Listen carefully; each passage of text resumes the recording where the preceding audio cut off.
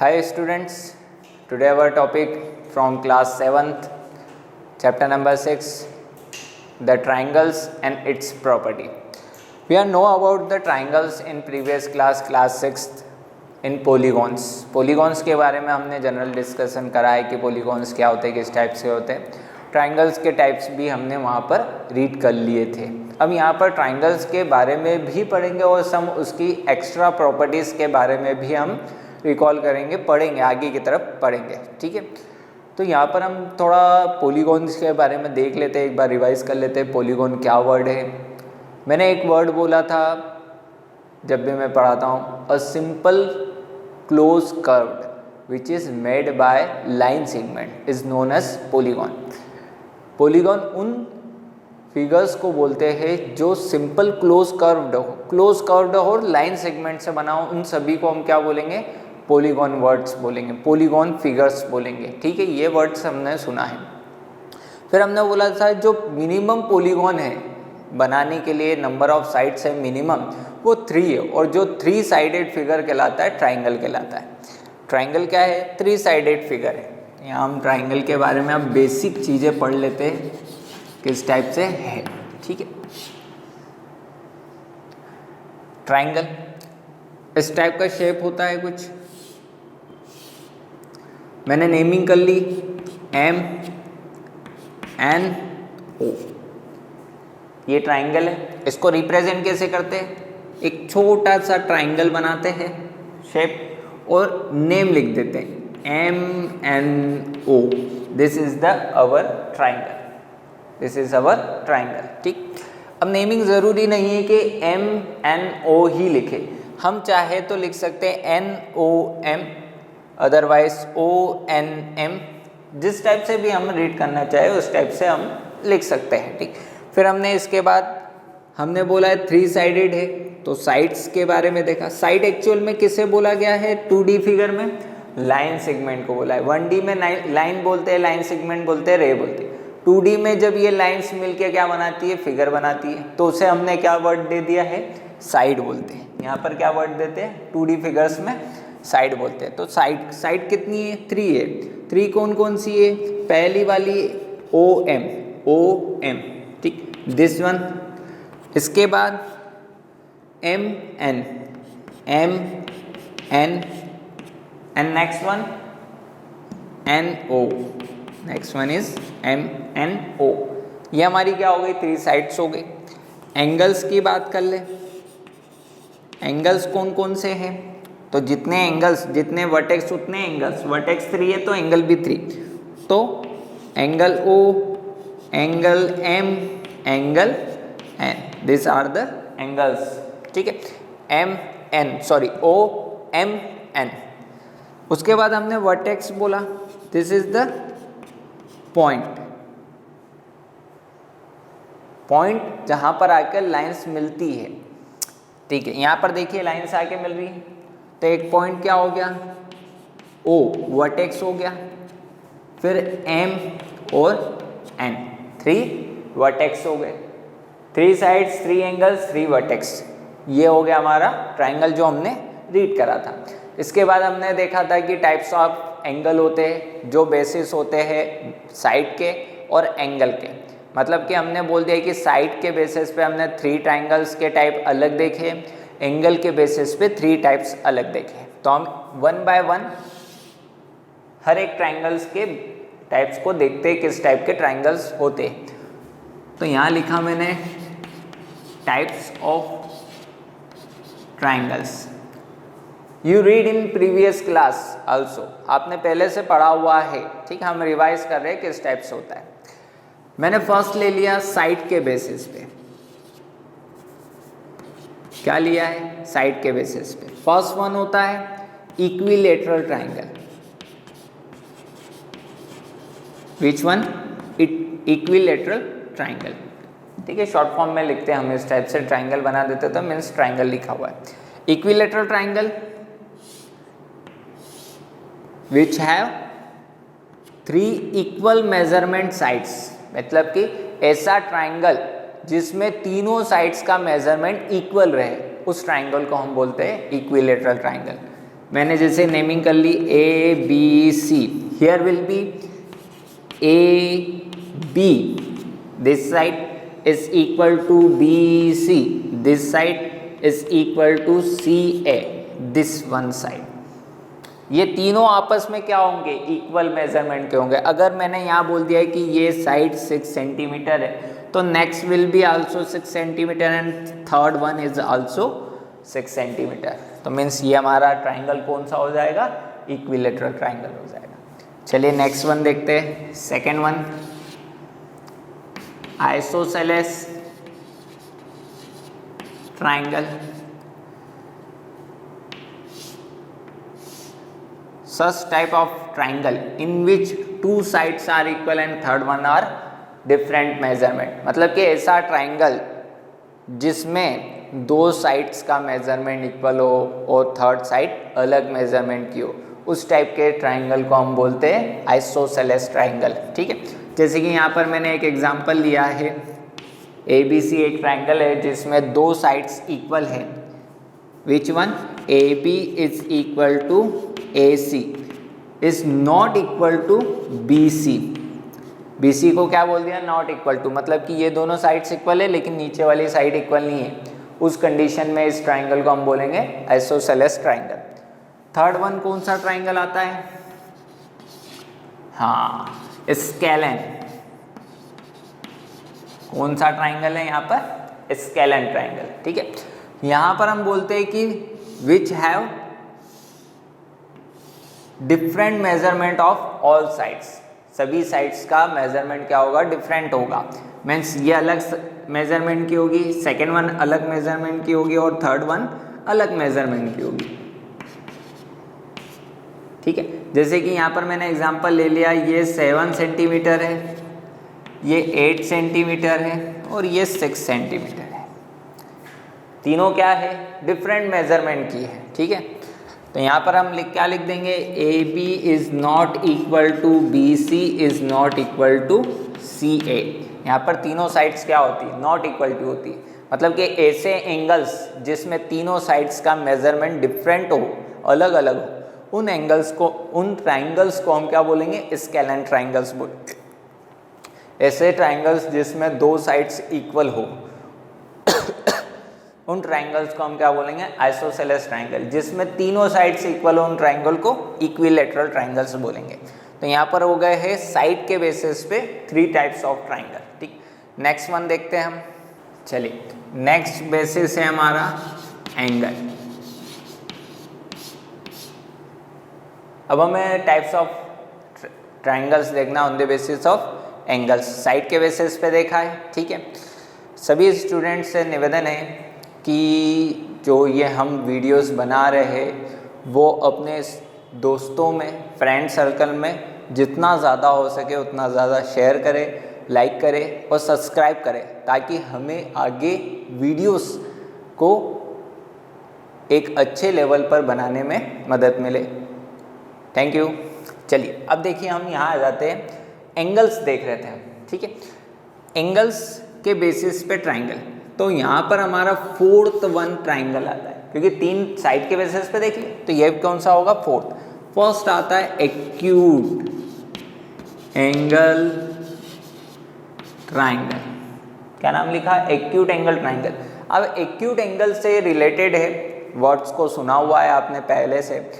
क्या होता है एक्यूट एंगल का मीनिंग, मीन्स वो एंगल्स जो 0 और 90 के बीच में लाई करते हैं, उन सभी एंगल्स को हम एक्यूट एंगल बोलते हैं। ठीक है, मीन्स ट्राइंगल के जितने भी एंगल्स हैं वो सारे एंगल्स कैसे होना चाहिए, एक्यूट होना चाहिए। सभी एंगल्स कैसे होना चाहिए, एक्यूट। ठीक है, जैसे कि मैं नेमिंग कर लूँ A B C, angle A comma angle B and angle C are acute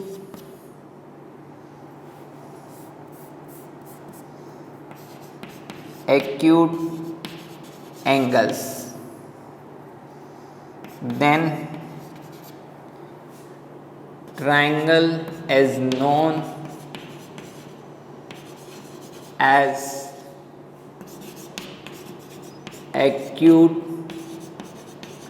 angle triangle. A B C जो एंगल्स है वो कैसे होना चाहिए, एक्यूट होना चाहिए, देन हम उस ट्राइंगल को क्या बोलेंगे, एक्यूट एंगल ट्राइंगल बोलेंगे। ठीक है, चलिए नेक्स्ट सेकेंड वन देखते हैं, ऑब्ट्यूज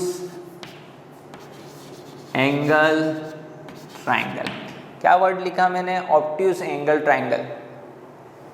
ऑब्ट्यूज वर्ड से आप रिलेटेड है, सुना है आपने, ऐसे angles which is lie between 90 and 180, मतलब कि ऐसे एंगल्स जो 90 और 180 के बीच में आते हैं, या फिर आप वर्ड बोलते हैं जनरली 90 से बड़ा होना चाहिए और 180 से छोटा होना चाहिए, वो सारे एंगल्स किस में आएंगे, ऑब्ट्यूज एंगल्स में आएंगे। तो यहाँ पर सारे एंगल्स ऑब्ट्यूज नहीं हो सकते, यहाँ पर सारे एंगल्स ऑब्ट्यूज नहीं होंगे, यहाँ पर ओनली वन एंगल क्या होगा, ऑब्ट्यूज होगा। तो इसमें से कोई सा भी एक एंगल क्या कर दो, ऑब्ट्यूज कर दो ट्राइंगल में से। जैसे कि मैंने एम एन ओ ले लिया, ये हमारे पास ट्राइंगल है, हियर विल बी ओ जो एंगल है वो कैसा है, obtuse angle. Any one angle of triangle is obtuse angle, then triangle is known as obtuse angle triangle। कोई एक ट्राइंगल अगर ऑब्ट्यूज है तो कोई एक एंगल ऑब्ट्यूज है तो हम उस ट्राइंगल को क्या बोल देंगे, ऑब्ट्यूज एंगल ट्राइंगल बोल देंगे। चलिए नेक्स्ट वन देखते हैं, third one, right angle triangle. क्या वर्ड लिखा मैंने, right angle triangle. Right angle triangle का मीनिंग क्या है, राइट एंगल क्या होता है, 90 डिग्री होता है। Very good, 90 degree. अब देखिए मैंने क्या एंगल्स बोले, कौन कौन से एंगल्स, एक बार रिवाइज कर लेते हैं। 0 से 90 के बीच में, 0 से 90 के बीच में एक्यूट एंगल, 90 को हम राइट एंगल बोलते हैं। 90 से लेकर 180 के बीच में क्या होते हैं, ऑब्ट्यूज एंगल। 180 को हम स्ट्रेट एंगल बोलते हैं। 180 से लेकर 360 तक रिफ्लेक्स एंगल, और 360 को क्या बोलते हैं, कंप्लीट एंगल्स। तो ये टाइप्स ऑफ एंगल्स हमने 6th क्लास में पढ़े थे। तो हम यहाँ देखते हैं राइट एंगल। तो यहाँ पर भी सेम कंडीशन, कोई एक एंगल क्या होना चाहिए, 90 डिग्री होना चाहिए। क्या होना चाहिए, 90 डिग्री होना चाहिए। तो देखिए यहाँ पर मैंने बनाया x y z, तो यहाँ पर any one angle, any one angle of triangle is right angle. Right angle means 90 degree. Then triangle is known as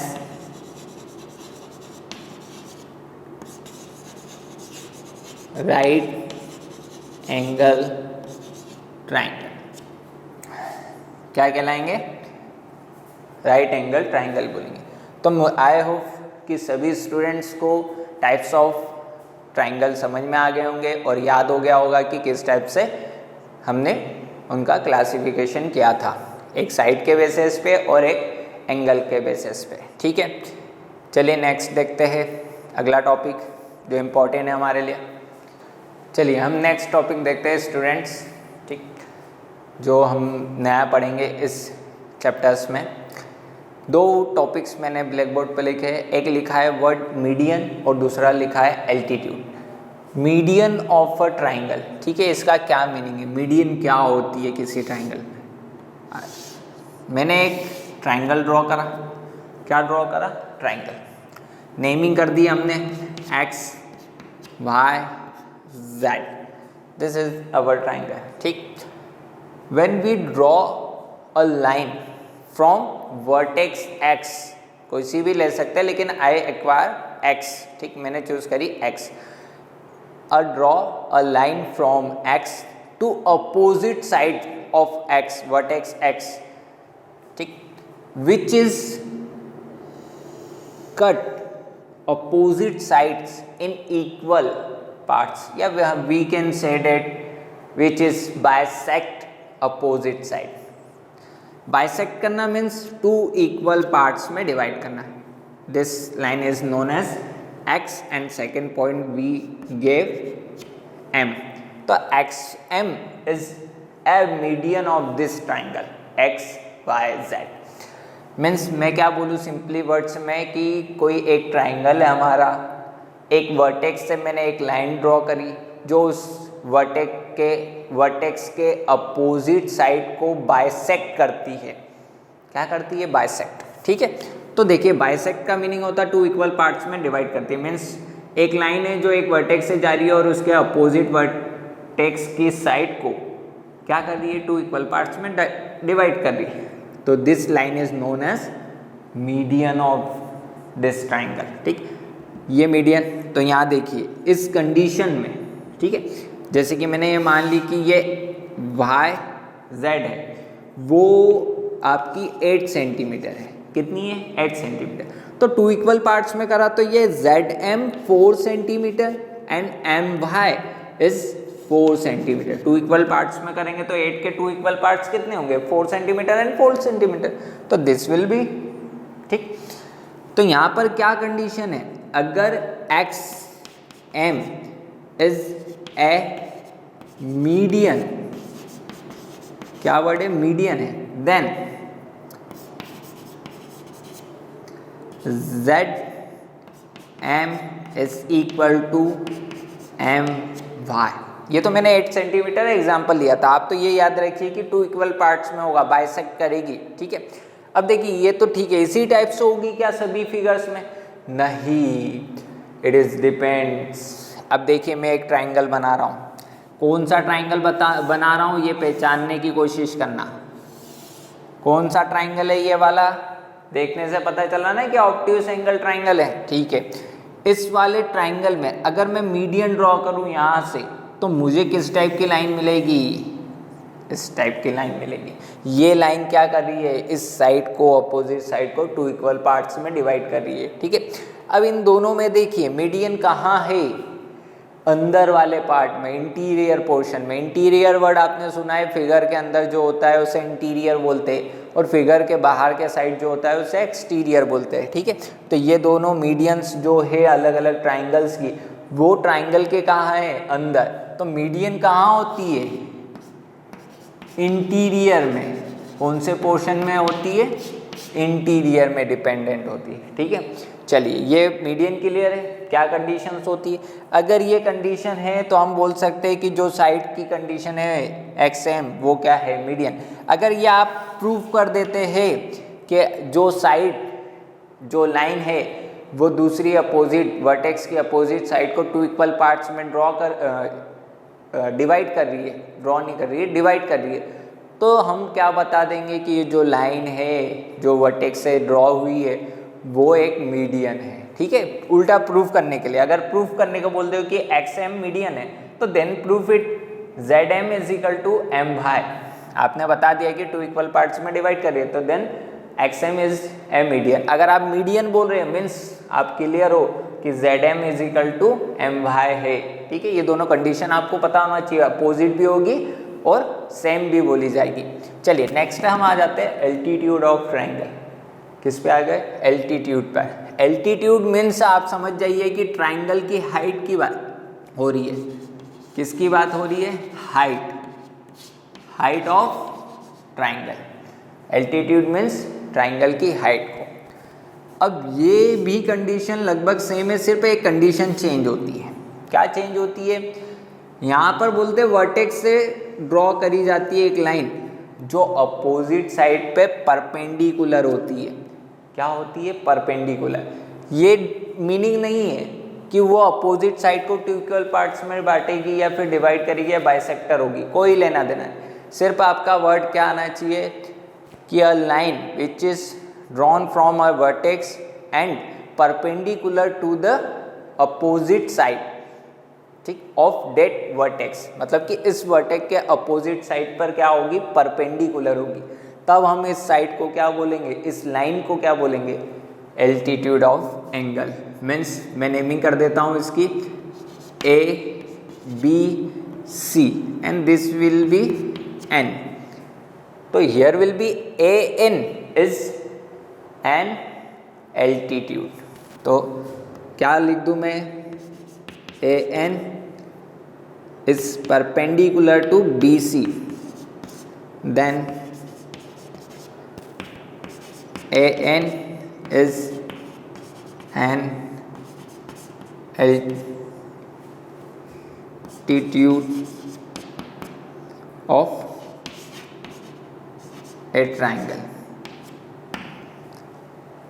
ठीक है कंडीशन। अगर आपको पहले से बोला गया कि एल्टीट्यूड है मीन्स वो अपोजिट साइड पर 90 डिग्री होगी, परपेंडिकुलर होगी।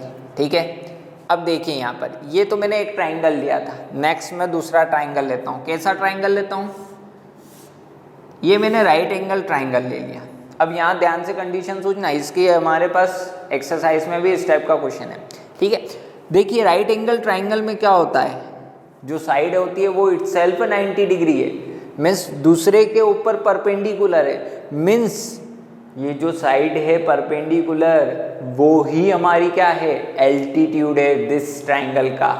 ठीक है, इस ट्राइंगल का क्या है, एल्टीट्यूड। मीन्स अगर इसकी नेमिंग करूँ P Q R, here will be P Q and Q R two altitude of this angle, क्योंकि पी क्यू जिस टाइप से क्यू आर पर परपेंडिकुलर है उसी टाइप से आर क्यू भी क्या है, पी क्यू पर भी परपेंडिकुलर है, क्योंकि इधर से जाएंगे तब भी परपेंडिकुलर और इस टाइप से होंगे तब भी perpendicular, means both are the altitude of given triangle. ठीक है, ये बात याद रखना।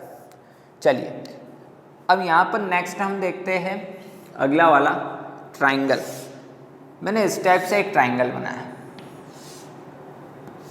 कौन सा ट्राइंगल है ये, very good, obtuse angle triangle है, देखने से पता चल रहा है। ठीक है, अब यहाँ पर देखिए, यहाँ पर हमें जो एल्टीट्यूड है हाइट, इस टाइप से बनाऊंगा तो मुझे 90 डिग्री मिलेगा। इस टाइप से अगर मैं लाइन खींच के बना दूं,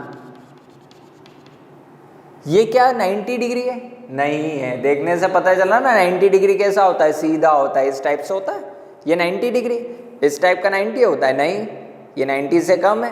90 से कम है मीन्स क्या है, एक्यूट एंगल ट्राइंगल, और 90 से ज़्यादा है मीन्स ऑब्ट्यूज एंगल ट्राइंगल है। ठीक है, तो ये तो नहीं है, ये क्या नहीं है, एल्टीट्यूड नहीं है। तो हम क्या करेंगे, इसका एल्टीट्यूड ड्रॉ करना है तो हमें क्या करना होगा, इस टाइप से परपेंडिकुलर आउटसाइड बनाना पड़ेगा। कहाँ बनाना पड़ा, आउटसाइड। तो this line will be altitude of this triangle, which one triangle, obtuse angle triangle. Obtuse angle triangle का जो एल्टीट्यूड होता है, हाइट ऑफ ट्राइंगल होती है, वो आउटसाइड होती है ट्राइंगल से। मीन्स आउटसाइड होने का मीनिंग एक्सटीरियर पार्ट में होती है।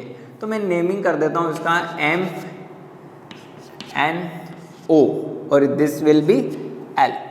एम एल जो है वो एल्टीट्यूड है, क्या है, एल्टीट्यूड। चलिए आपने देख लिए मीडियन क्या होता है, एल्टीट्यूड क्या होता है। कोई ऐसी कंडीशन हो सकती है क्या कि मीडियन भी सेम लाइन हो और एल्टीट्यूड भी सेम लाइन हो? Yes, it is possible. कैसे, तो देखिए यहाँ पर या इस वाले फिगर में, ये जो इक्विलैटरल या फिर हमारा सिंपल ट्राइंगल है, ठीक, उस कंडीशन में अगर ये टू इक्वल पार्ट्स में भी डिवाइड कर रहा है और 90 डिग्री, क्या है, 90 डिग्री, साथ ही साथ ये साइड्स क्या होगी, इक्वल होगी, तो उस कंडीशन में ए एन ही एल्टीट्यूड है एज वेल एज मीडियन है।